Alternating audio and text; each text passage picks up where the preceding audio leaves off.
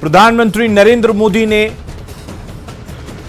कहा कि micro containment zone जो बनाए गए हैं उन पर ध्यान केंद्रित करने की जरूरत है। एक बार फिर से प्रधानमंत्री नरेंद्र मोदी ने अपने बाल मित्रों को याद किया और बाल मित्रों से कहा कि वो अपने घर में यह सुनिश्चित करें कि अगर जरूरी ना हो तो लोग घर से बाहर ना निकलें। उन्होंने डॉक्टरों और जो फ्रंट लाइन पर कोरोना से जंग लड़ने वाले लोग हैं उनका शुक्रिया अदा किया, उनका हौसला अफजाई किया और यह कहा कि देश के लोगों को यह समझने की जरूरत है कि सरकार नहीं चाहती कि लॉकडाउन हो। ऐसे में देश के लोग जो हैं वो कोऑर्डिनेट करें, इस बात को समझें कि कोरोना एक आंधी की तरह आया है और इससे लड़ना है। तो बड़ी खबर आपको बता दें, उन्होंने राज्यों को कहा है कि लॉकडाउन को अंतिम विकल्प राज्य माने, युवा कोविड अनुशासन कमेटी बनाए। युवाओं पर उन्होंने कहा कि युवाओं को चाहिए कि किस तरह से अनुशासन को बनाए रखना है, इसके लिए कमेटी बनाए।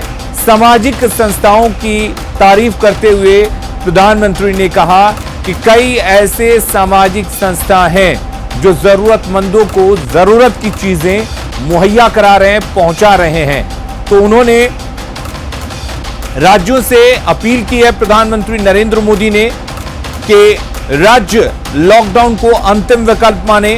अगर लगे कि अब बिना लॉकडाउन के चीजों को संभाला नहीं जा सकता तभी लॉकडाउन का इस्तेमाल किया जाए, अन्यथा माइक्रो कंटेनमेंट जोन बनाकर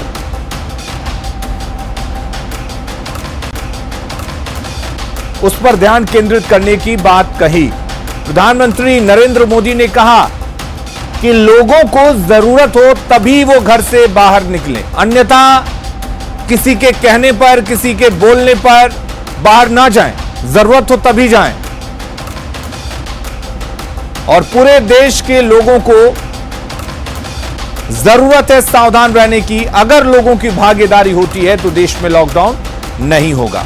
तो फिलहाल लॉकडाउन नहीं होगा, यह तय है। और हमारे साथ एक बार फिर से बृजमोहन जी जुड़े हुए हैं। बृजमोहन, आपसे जानना चाहेंगे, प्रधानमंत्री ने राज्यों को यह कहा है कि लॉकडाउन को अंतिम विकल्प माना जाए और साथ ही उन्होंने एक बार फिर से डॉक्टर्स और जो फ्रंट लाइन पर कोरोना के वॉरियर्स हैं उनकी तारीफ की है।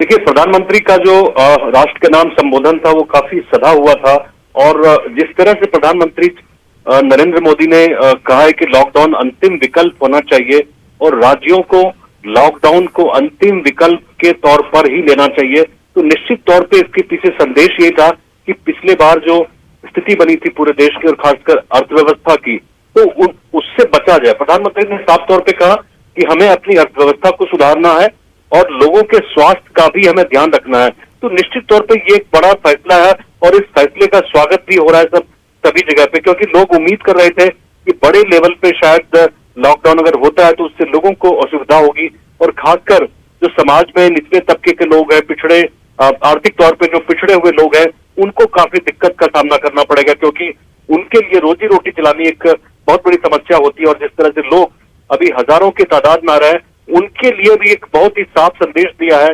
प्रधानमंत्री नरेंद्र मोदी ने कि राज्यों को प्रयास करना चाहिए कि जो लोग दूसरे प्रदेशों से बिहार की तरफ आ रहे हैं, उत्तर प्रदेश की तरफ आ रहे हैं और खासकर मजदूरों की तरफ इंगित करते हुए कि उनको रोका जाए, उनके लिए रोजगार की व्यवस्था की जाए, उनके लिए खाने पीने की व्यवस्था की जाए। और केंद्र की तरफ से भी ये उनको आश्वासन दिया गया कि उनका वैक्सीनेशन का जो प्रबंध है होगा वो सेंटर और स्टेट की तरफ से होगा, तो उनको अपनी जगह छोड़ने की जरूरत नहीं है। और खासकर जिस तरह की तस्वीरें हमने देखी दिल्ली में और दूसरे प्रदेशों में, तो निश्चित तौर पे ये चिंता का बहुत बड़ा सबब है कि जो लोग बिहार की तरफ या उत्तर प्रदेश की तरफ बढ़ के आ रहे हैं, झारखंड की तरफ जा रहे हैं, वो अपने जगह पे रहे। स्थिति इतनी भयावह नहीं है, क्योंकि पिछली बार के मुकाबले इस बार हमारे पास दवाई है, हमारे पास वैक्सीनेशन है, हमारे पास पीपी किट है, बहुत सारे साधन है, लेकिन निश्चित तौर पे जो जिस तरह से संख्या बढ़ रहा है तो उसको लेकर चिंता का एक विषय तो है ही।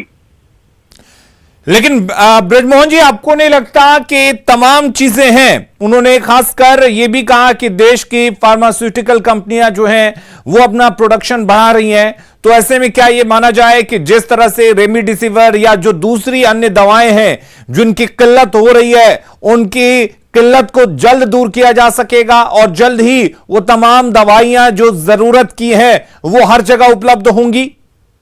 देखिए, आज दो चीजें हमें खास करके अमित शाह जो गृह मंत्री है, उन्होंने कुछ राज्यों के चीफ मिनिस्टर से बात की है, खास करके महाराष्ट्र और दिल्ली के चीफ मिनिस्टर से, जहां इस तरह के केसेस काफी बढ़े हैं। वहीं दूसरी तरफ प्रधानमंत्री की भी बात होती है, जो फार्मा कंपनीज है उनकी तरफ से बात होती है, और उसके एक दिन पहले आपने ये भी देखा कि केंद्र की तरफ से उनको फंड भी रिलीज किया गया है। तो निश्चित तौर पे एक विकल्प तो एक बहुत बड़ा है ही कि भारत खुद बड़े पैमाने पर प्रोडक्शन करे वैक्सीनेशन का, और बाहर से भी जो आयात करने की बात है उसके लिए भी सरकार ने परमिशन दे दी है। तो निश्चित तौर पे स्थिति सुधरनी चाहिए अगर हम डिसिप्लिन बनाए रखते हैं अपने स्तर पर, क्योंकि प्रधानमंत्री ने ये भी कहा कि आपको डिसिप्लिन बना के रखना, आपको घर से बेवजह बाहर नहीं निकलना है, मोहल्ले में लोगों को ये सुनिश्चित करना है कि हम जो कोरोना गाइडलाइंस है, कोरोना के प्रोटोकॉल्स हैं, उसका हम पालन करें। तो निश्चित तौर पे हमारे पास अनुभव भी है पिछली बार का, तो मुसीबत जाहिर तौर पे काफी बड़ी है, लेकिन हम उससे पार कर सकते हैं। लेकिन ये मुसीबत हम तभी पार करेंगे जब हम अनुशासन का पालन करेंगे। ब्रजमोहन जी, एक चीज और है कि प्रधानमंत्री ने कहा कि लॉकडाउन जो है वो अंतिम विकल्प है, और राज्य सरकारों से उन्होंने कहा कि राज्य सरकार लॉकडाउन को अंतिम विकल्प माने।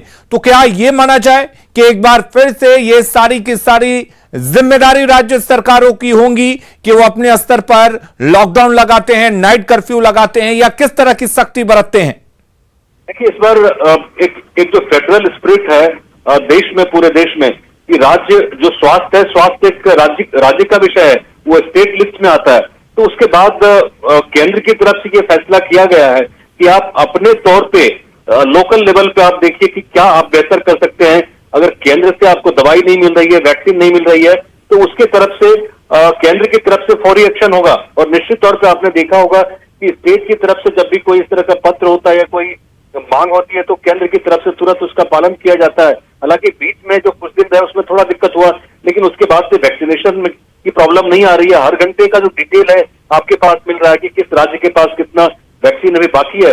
तो ये जो एक बड़े लेवल पे कोऑर्डिनेशन होना चाहिए वो सेंटर ने अपने पास रखा है, लेकिन राज्यों को एक बड़ा अधिकार दिया है कि आप अपने स्तर पे देखें और सोचें, और उसके बाद आप डिसाइड करके, जिस तरह से बिहार पे भी आपने देखा कि बिहार के चीफ मिनिस्टर ने भी आपस में डिस्कस किया, ऑल पार्टी मीटिंग हुई, उसके बाद सारे जो डीएम थे उससे बात करके नाइट कर्फ्यू का फैसला हुआ। लेकिन लॉकडाउन को एक विकल्प के तौर पे प्रधानमंत्री ने कहा कि नहीं, ये एक अच्छा विकल्प नहीं है, ये अंतिम विकल्प हो सकता है कि जब आपके हाथ से सारे विकल्प निकल जाए तो ये फैसला आप ले सकते हैं। ये राज्यों के ऊपर उन्होंने छोड़ा हुआ है कि राज्य डिसाइड करें। केंद्र की तरफ से जहां तक मदद मिलने की बात है, वैक्सीनेशन की बात है, या और भी किसी तरह की जरूरत है, ऑक्सीजन की जरूरत है, तो केंद्र की तरफ से लगातार कोऑर्डिनेशन हो रहा है। राज्यों को अधिकार दिया गया कि आप अपने स्तर पे तय करें कि आपके लिए क्या बेहतर है, लेकिन केंद्र की तरफ से जो मदद की दरकार होगी वो आपको मिलती रहेगी।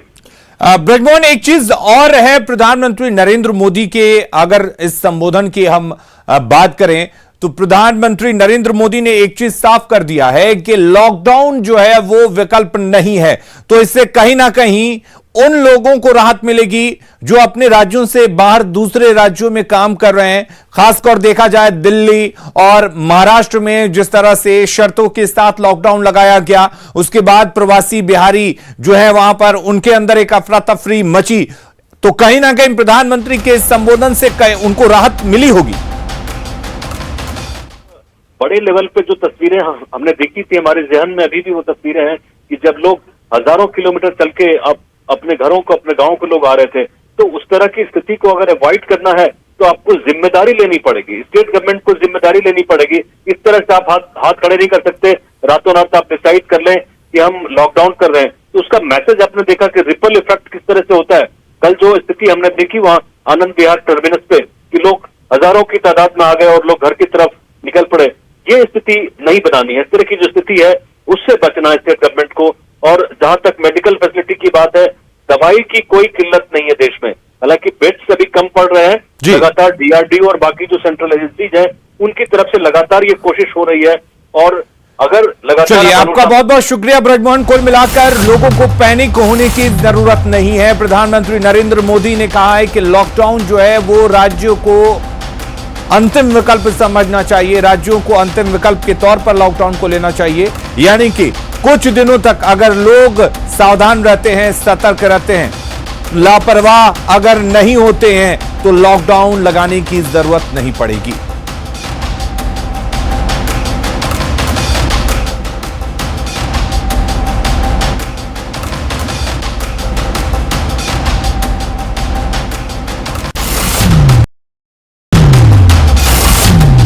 और बड़ी खबर का रुख कर लेते हैं। रेमडेसिविर की अब कालाबाजारी रुकेगी। मेल से जानकारी देकर ली जा सकती है रेमडेसिविर दवा। कालाबाजारी को दूर करने के लिए सरकार ने यह कदम उठाया है। बिहार में रेमडेसिविर दवाई की कमी अब इससे दूर होगी। देश भर में दवा की कालाबाजारी की शिकायत मिल रही थी और इसी शिकायत को देखते हुए यह बड़ा फैसला लिया गया है।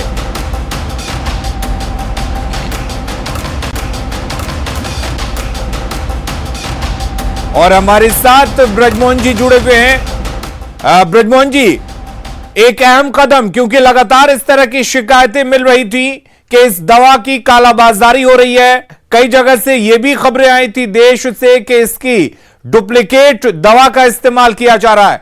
तो कितना अहम और कितना मजबूत फैसला इसे कहेंगे? ये बहुत ही अहम और बहुत ही समय पे लिया गया फैसला है, क्योंकि इस फैसले से जो काला बाजारी हो रही थी रेमडेसिविर की, वो काफी हद तक रोकने में इसमें मदद मिलेगी। और जो जरूरतमंद लोग हैं, क्योंकि ये प्राथमिक कोई मेडिसिन नहीं है, ये इस तरह के मेडिसिन है जब ऑक्सीजन की कमी हो जाती है, बाकी जो बॉडी काम नहीं कर रहा होता, तो उस हालत में डॉक्टरों की निगरानी में ही इस मेडिसिन को लिया जा सकता है। इसको आम आदमी खुद इस मेडिसिन को नहीं ले सकता। लेकिन निश्चित तौर पे जिस तरह से केसेस बढ़े पूरे देश में, तो उसके बाद ये जो फैसला लिया गया है, ये बहुत ही अच्छा फैसला है। और ये सिर्फ बिहार में नहीं बल्कि बाकी स्टेट में भी होना चाहिए, क्योंकि पूरे स्टेट वाइड आप देख रहे थे कि किस तरह से एक नेटवर्क बन गया था और फर्जी तौर पे इसको बेचा जा रहा था और काफी हद तक कालाबाजारी हो गई थी शुरू। और कई जगहों पे खबरें ये भी मिल रही थी कि 15-15, 20-20 हजार में रेमडेसिविर बिक रहा है। इसकी शुरुआत आपने दिल्ली में देखी, गुजरात में देखी, और ये फैसला आज जो लिया गया बिहार की तरफ से, ये बहुत ही सही फैसला है। और इससे जो लोग वाकई जरूरतमंद हैं उनको मदद मिलेगी। ये प्रोसीजर क्या होगा, किस तरीके से आखिर ये दवा मरीजों तक पहुंच पाएगी? क्योंकि कई जगह से ये एक डोज 20-20, 25-25 और 30-30 हजार रुपए में बेचने की शिकायत मिली थी। बहुत ही सिंपल है, अस्पताल की तरफ से दिया जाएगा। जो पेशेंट है उसका नाम होगा, हॉस्पिटल का नाम होगा, जो पेशेंट है उसका आधार नंबर होगा, तो उसके जरिए उनको बहुत ही आसानी से मिल जाएगा। जब हम आधार कार्ड के जरिए पूरे देश का जो वैक्सीनेशन का सिस्टम है वो चला सकते हैं, तो निश्चित तौर पे आधार कार्ड के जरिए जो रेमडेसिविर मेडिसिन है जो जरूरतमंद लोगों को चाहिए वो मुहैया कराने में इसमें आसानी रहेगी। और ईमेल के जरिए अस्पताल से ये जब मिल जाएगा तो निश्चित तौर पे बहुत आसानी रहेगी इसमें। और जो कालाबाजारी हो रही थी पूरे देश भर में, और खासकर बिहार में भी इस तरह की खबरें मिल रही थी, झारखंड में भी खबरें मिल रही थी कि बिल्कुल ये मेडिसिन उपलब्ध ही नहीं है, तो इसकी जो उपलब्धता है जरूरतमंद लोगों के लिए इंश्योर की जा सकेगी। और जो बेकार के लोग इसको इकट्ठा कर रहे थे इस अनुमान में कि शायद उनको आगे जरूरत पड़े, इसकी जरूरत ही न पड़े, ये बहुत जरूरी है। ये बहुत ही सही कदम है और इससे निश्चित तौर पे कालाबाजारी पर रोक लगेगी। बिल्कुल, इससे निश्चित तौर पर कालाबाजारी पर रोक लगेगी। अगर हम बात करें बिहार की, तो बिहार में इस दवा की उपलब्धता को लेकर क्या कुछ इस वक्त हालात हैं? देखिए, कि बिहार तो पूरे देश के मुकाबले देखें तो यहाँ जो हेल्थ का इंफ्रास्ट्रक्चर है वो थोड़ा सा कमतर है अगर दिल्ली से इसकी तुलना करें, बॉम्बे से तुलना करें। लेकिन जिस तरह से ऑक्सीजन और तमाम मेडिसिन को उपलब्ध कराने की लगातार कोशिश की जा रही है स्टेट गवर्नमेंट की तरफ से और सेंटर की तरफ से, और जो नीतीश कुमार गवर्नमेंट है बिहार में, लगातार कोऑर्डिनेशन बना हुआ, तो निश्चित तौर पे ये जो खाई है इसको भी बांटा जा सकेगा। चलिए ब्रजमोहन जी, बहुत बहुत शुक्रिया आपका हमारे साथ जुड़ने के लिए और तमाम बातचीत करने के लिए।